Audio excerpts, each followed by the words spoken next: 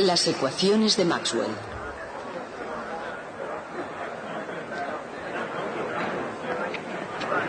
Cuando yo iba a la universidad, como ustedes ahora, hice un curso de historia moderna. Y en una de las clases dijo el profesor: y con esto damos por terminado el siglo XIX. Alcé mi manita con timidez y le dije: señor profesor, entonces éramos muy respetuosos, le dije: señor, usted ha dedicado 2 semanas a explicarnos la teoría de la guerra en el siglo XIX y no ha dicho ni una palabra sobre las teorías de James Clerk Maxwell. Esa teoría de la guerra en el siglo XIX es un tema de significación poco duradera, mientras que lo que hizo Maxwell afecta cada día de nuestras vidas. ¿No le parece que es una extraña distorsión sobre lo que es importante en historia? Después de todo, quizá no fuéramos tan respetuosos. Quizá molesto, o tal vez picado por mi pregunta, demostró que sabía quién era Maxwell y explicó brevemente a la clase lo que había hecho. El punto es que la historia de la ciencia es la hijastra de la profesión de historiador. La mayoría de los historiadores la ignoran precisamente porque no la entienden. Son como esos que buscan las llaves debajo de la lámpara porque es donde hay luz, aun cuando las hayan perdido en otra parte. Bien, les diré lo que voy a hacer yo. No les voy a decir ni una sola palabra sobre la teoría de la guerra en el siglo XIX.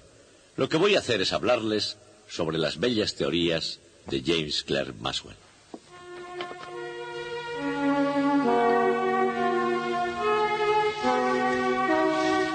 Las elegantes teorías matemáticas no fueron las únicas cosas bellas de que se rodeó James Clerk Maxwell. Estaban sus valiosos libros, por supuesto, y en el exterior de su bien amueblado estudio se encontraban las colinas onduladas de Glen Eyre, la propiedad familiar de Maxwell, a 2 días de viaje de Edimburgo. Cada mañana, más cercana incluso a su corazón, estaba Catherine. Buenos días, James. Oh, querida, ¿ya me traes el té? Te pones a trabajar y no sabes ni la hora. Se conocieron en Aberdeen, en el Marischal College, donde Maxwell empezó a enseñar en 1856. 2 años más tarde, James escribía a su tía Kay: la presentes para comunicarte que pronto tendré esposa. Predijo que su nueva novia, con toda seguridad, no me parará las matemáticas.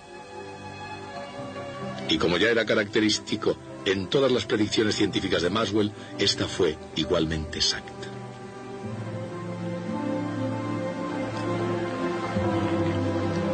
Maxwell no fue, por supuesto, el primero en hacer predicciones correctas sobre los profundos misterios de las fuerzas naturales.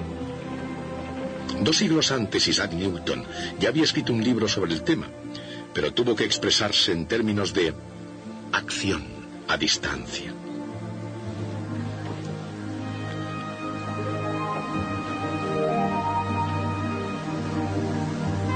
Esa idea llegó a aplicarse no solo a la gravedad, sino también a la electricidad y al magnetismo.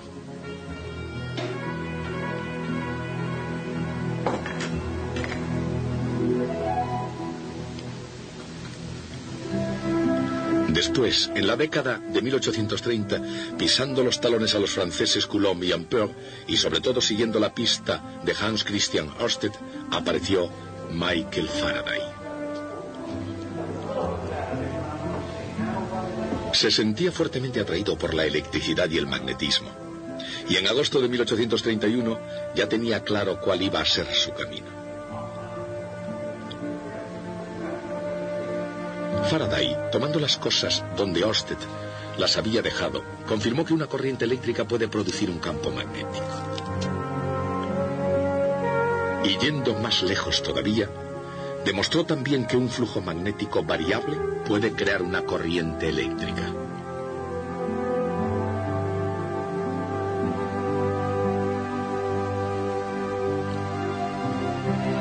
Y que una corriente eléctrica variable en un circuito puede inducir el que aparezca una corriente en otro.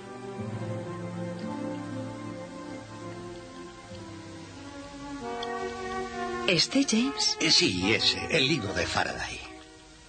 Después de eso, y especialmente a la luz de descubrimientos similares del americano Joseph Henry, el principio de inducción en la naturaleza de la electricidad y del magnetismo estaba ahí porque el mundo científico pudiese contemplarlo. Y ciertamente en el interior de la casa de Maxwell, el libro de Faraday, Investigaciones experimentales en electricidad, era considerado como el texto definitivo.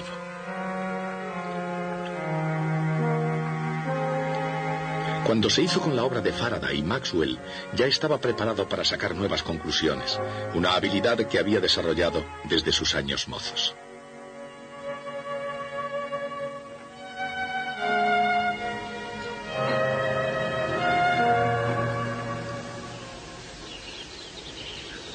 Cuando era estudiante en Cambridge, el profesor de matemáticas de Maxwell hizo la siguiente observación: parece imposible que él piense algo incorrecto en temas de física. Poco después, siendo estudiante graduado, escribió un artículo con el que la comunidad científica tuvo que estar de acuerdo. Su título era Sobre las líneas de fuerza de Faraday. Y con la preparación de esa obra, James Clerk Maxwell había hecho sus deberes para casa. En la primavera de 1846, Michael Faraday había redactado un artículo con el título Consideraciones sobre las vibraciones en los rayos. En esa profética publicación especulaba que la luz era un tipo de vibración en las líneas de fuerza. Sabemos que las líneas de fuerza, escribía, conectan partículas y también masas de materia. En otras palabras, en la imaginación de Faraday, las cargas eléctricas estaban ligadas por líneas de fuerza en el espacio vacío. Sin embargo, aun cuando su idea era fácil de ver con el ojo de la imaginación, introducía una fascinante cuestión científica. ¿Una carga vibrando haría vibrar también a las líneas de fuerza? En este punto, Faraday debió haber imaginado que cada línea se comportaría como si fuera una hilera de osciladores mecánicos unidos.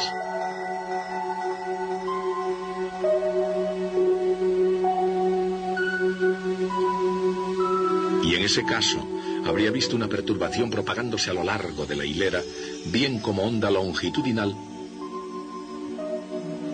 bien como onda transversal.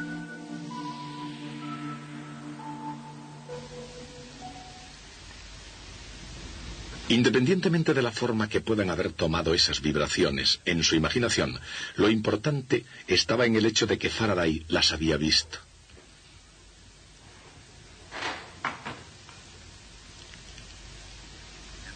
Y entre líneas, en alguna parte del libro de Faraday, Consideraciones sobre las vibraciones en los rayos, James Clerk Maxwell descubriría su teoría electromagnética de la luz.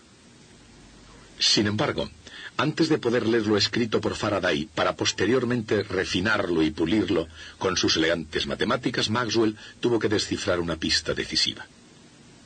Encontró una velocidad muy significativa relacionada con las fuerzas de la electricidad y del magnetismo.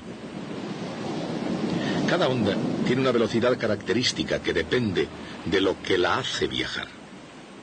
Por ejemplo, en aguas profundas, la velocidad de las olas depende de la aceleración de la gravedad y de la longitud de la ola.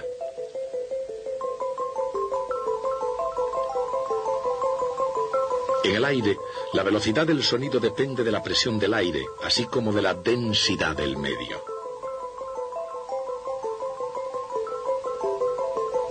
Y para los osciladores conectados, la velocidad viene dada por la constante del muelle, la masa y la distancia entre los osciladores.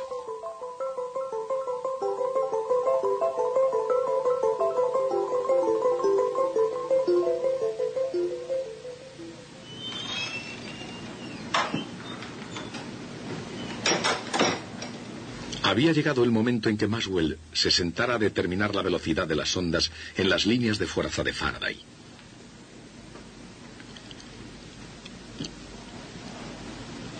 Desde la perspectiva matemática de Maxwell, las líneas de Faraday eran una expresión de la naturaleza, 1 dividido por r al cuadrado, de las fuerzas de la gravedad, de la electricidad y del magnetismo.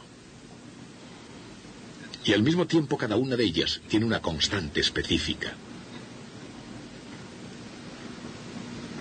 Y al caer en unas manos científicas adecuadas, esos hechos llegaron a convertirse en lo siguiente. Puesto que las fuerzas fundamentales de la electricidad y del magnetismo no son independientes, la constante eléctrica K sub E y la magnética K sub M deberían estar relacionadas. Pero la cuestión es, ¿cómo? El cociente K sub E partido por K sub M tiene por unidades metros al cuadrado dividido por segundos al cuadrado. Dicho de otra forma, son las unidades del cuadrado de una velocidad. ¿Pero de qué velocidad? Su cuadrado es 9 por 10 elevado a 16 metros al cuadrado dividido por segundo al cuadrado. Dividan la constante eléctrica entre la constante magnética. Y ahí está, la velocidad de la luz.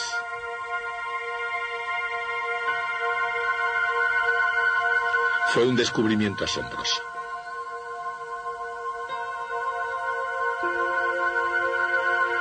Después de 50 años de un minucioso examen científico en otros lugares, James Clerk Maxwell vio la luz y encontró su velocidad en las fuerzas de la electricidad y del magnetismo.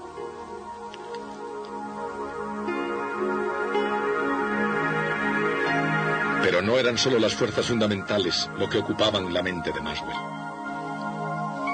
Hacia 1857 se ofreció un premio académico al que pudiera explicar la naturaleza sólida de los anillos de Saturno y su constante movimiento alrededor del planeta. La respuesta de Maxwell dio en el clavo. Maxwell escribió: la única estructura que podía explicar tal estabilidad era que estuviesen constituidos por un enjambre de partículas desconectadas. El trabajo de Maxwell no solo ganó el premio de Cambridge, ganó además el elogio de toda la comunidad científica. Sir George Airy, astrónomo de la Casa Real Británica, lo calificó como una aplicación notabilísima de las matemáticas. Quizás, porque una buena acción merece una recompensa, Maxwell puso sus ojos enseguida en otras partículas, además de las de los anillos de Saturno. Desarrolló una teoría cinética de los gases según la cual las moléculas de gas son pequeñas partículas elásticas que chocan unas con otras al moverse a diferentes velocidades.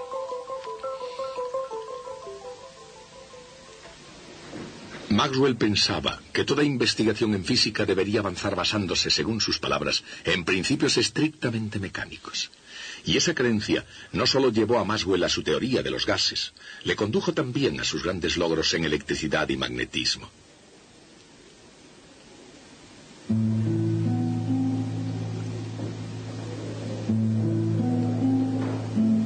Para continuar su investigación, el matrimonio Maxwell se trasladó a Kensington, en Londres, en el año 1860. En el King's College, durante 5 años fue fecundo, tanto en la teoría cinética de los gases como en electricidad. Y aquí, en la Royal Institution de Londres, Maxwell conoció finalmente a Faraday. Faraday, como recordarán, había visto la electricidad en términos mecánicos, no solamente como una idea que estaba en armonía con la acción a distancia de Newton, sino como algo de líneas físicas, una estructura sólida de fuerzas que irradiaba a través del espacio.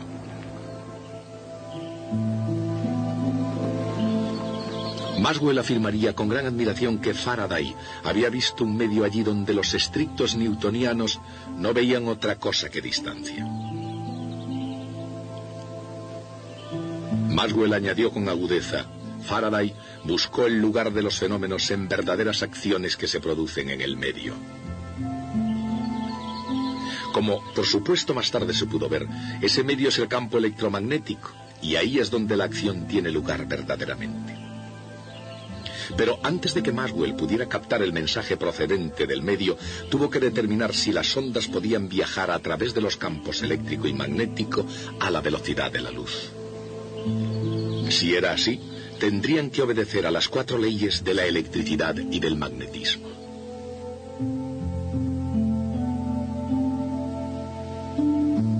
El flujo eléctrico a través de cualquier superficie cerrada es igual a 4pi por K sub B multiplicado por Q.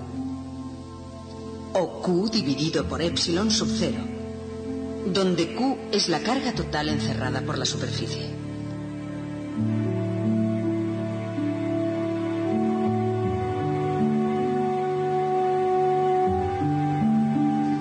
Y el flujo magnético a través de cualquier superficie cerrada es siempre igual a 0.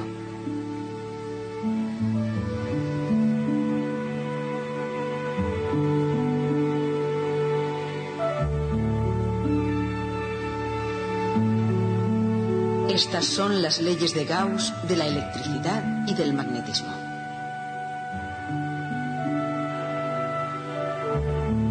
La circulación del campo magnético a lo largo de cualquier trayectoria cerrada es igual a mu sub 0 por la intensidad de la corriente eléctrica que pasa a través de la superficie bordeada por esa trayectoria. Esta es la ley de Ampère. La circulación del campo eléctrico a lo largo de cualquier trayectoria cerrada es igual a menos el ritmo de cambio del flujo magnético a través de la superficie bordeada por esa trayectoria. Esta es la ley de Faraday de la inducción electromagnética. Supongamos, por tanto, que puede haber una onda en la intensidad del campo eléctrico. Esta es una onda transversal plana y viaja, por supuesto, a la velocidad de la luz. Pero consideremos el campo en cualquier instante. Como está dirigido hacia arriba en una región y hacia abajo en otra próxima, tiene una circulación según una trayectoria como esta. Según la ley de Faraday, eso significa que debe haber flujo magnético a través de una superficie bordeada por esa trayectoria, y más aún, que debe estar cambiando con el tiempo. Y eso solo puede significar una cosa: que a una onda eléctrica le acompaña siempre una magnética allá donde vaya.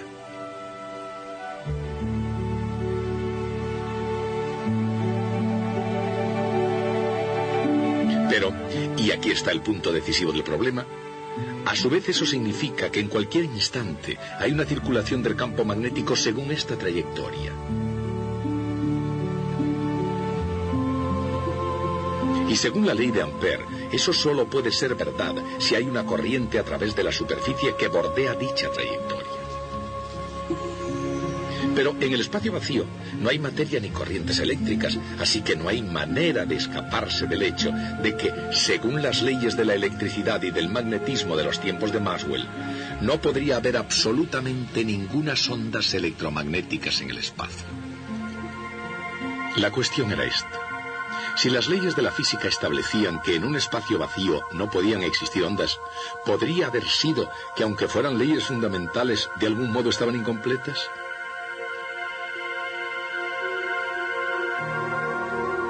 Maxwell se dedicó a examinar las leyes fundamentales de su época y obtuvo un gran triunfo al encontrar la pieza que faltaba. Y lo consiguió observando un aparato sencillo y completamente convencional: un condensador.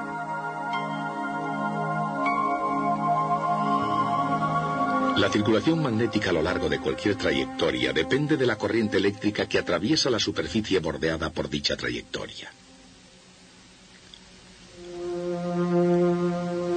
La única manera de estar seguro de que la corriente va a través de esa superficie es imaginando una membrana bordeada por la trayectoria. La corriente entonces deberá pasar a través de la membrana independientemente de la forma que tenga esta.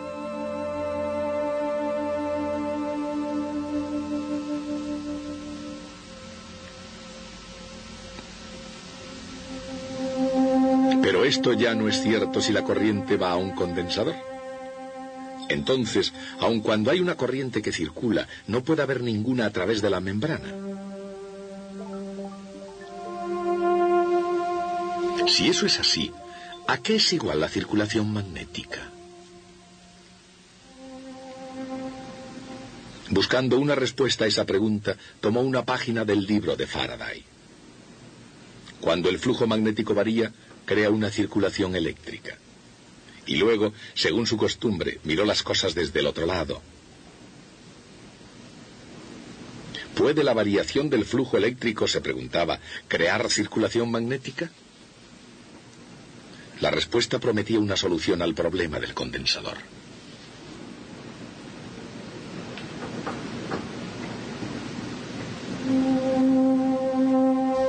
Cuando la corriente fluye a un condensador, la carga aumenta, lo que crea un campo eléctrico creciente entre las placas. El flujo eléctrico a través de la membrana se puede deducir a partir de la ley de Gauss, imaginando una superficie cerrada. Todo el flujo va a través de la membrana en forma de cúpula y es igual a la carga en la placa del condensador dividida por epsilon sub 0. El ritmo de cambio del flujo eléctrico se puede hallar diferenciando ambos miembros de la ecuación y viene dada simplemente por la corriente que circula por el hilo. En otras palabras, epsilon sub 0 multiplicado por el ritmo de cambio del flujo eléctrico a través de la membrana con forma de cúpula es lo mismo que la intensidad de la corriente eléctrica a través de la membrana plana.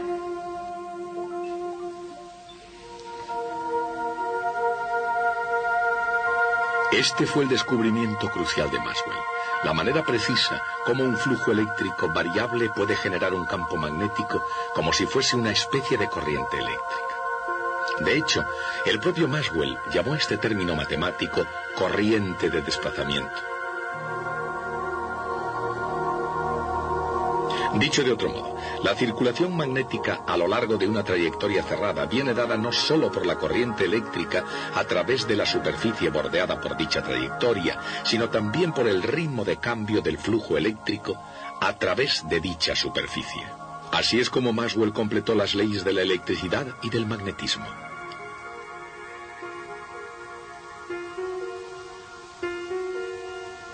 Y con esas leyes Maxwell pudo demostrar que las ondas electromagnéticas de cualquier frecuencia y longitud de onda se propagan en el vacío a la velocidad de la luz.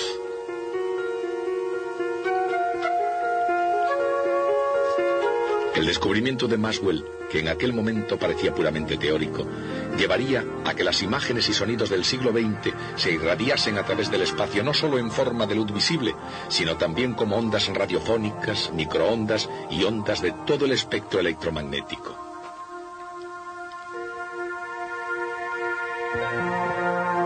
Fue un descubrimiento que conduciría lejos, más allá de la Tierra, hasta los más profundos reinos del espacio, donde una onda en la intensidad del campo eléctrico implica la existencia de un flujo magnético variable.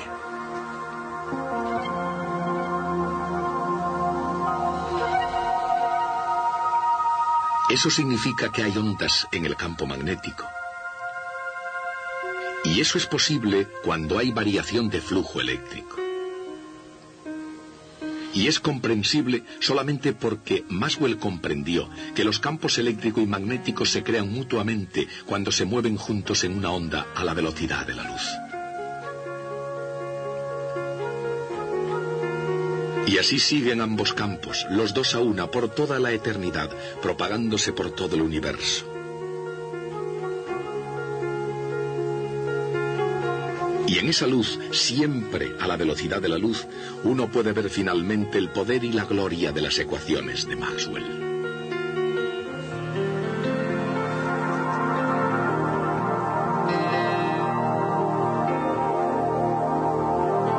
Así como Newton nació el mismo año en que murió Galileo, Maxwell nació en 1831, el año en que Faraday descubrió la inducción electromagnética. Y murió en 1879, el año del nacimiento de Albert Einstein. ¿Cómo podría haber resultado mejor? Porque entre Newton y Einstein, nadie en la historia científica ha dejado una huella tan profunda.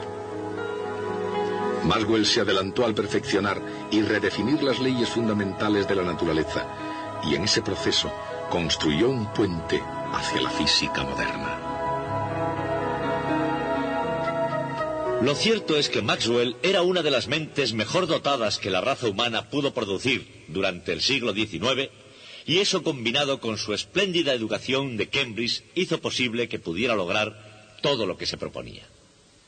No les he dicho nada de su sentido del humor, aunque en una ocasión hace bastante tiempo les leí uno de sus poemas cómicos sobre la Compañía Telegráfica del Atlántico. Hoy me gustaría leerles un trocito de otro de sus divertidos versos.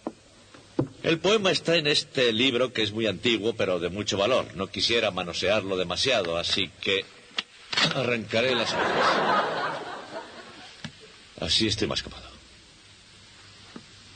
Este es un problema para casa. La primera estrofa es el enunciado del problema. Una inextensible cadena pesada, en horizontal y liso plano colocada. Dada una fuerza aplicada en A, buscad inicial movimiento en K. Se refiere a que hay una cadena sobre una mesa como esta, y que alguien tira de ella por un extremo. La pregunta es, ¿cómo empieza a moverse el otro extremo? Este es un ejemplo típico de problema extremadamente difícil e inútil por completo que los estudiantes de Cambridge deben tradicionalmente resolver. Bien, después de plantear el problema, enseña detalladamente cómo se resuelve. Así que les diré lo que me gustaría. Me gustaría que esta noche resuelvan los problemas que tienen para casa, que luego los versifiquen y me los traigan aquí el próximo día. Hasta entonces.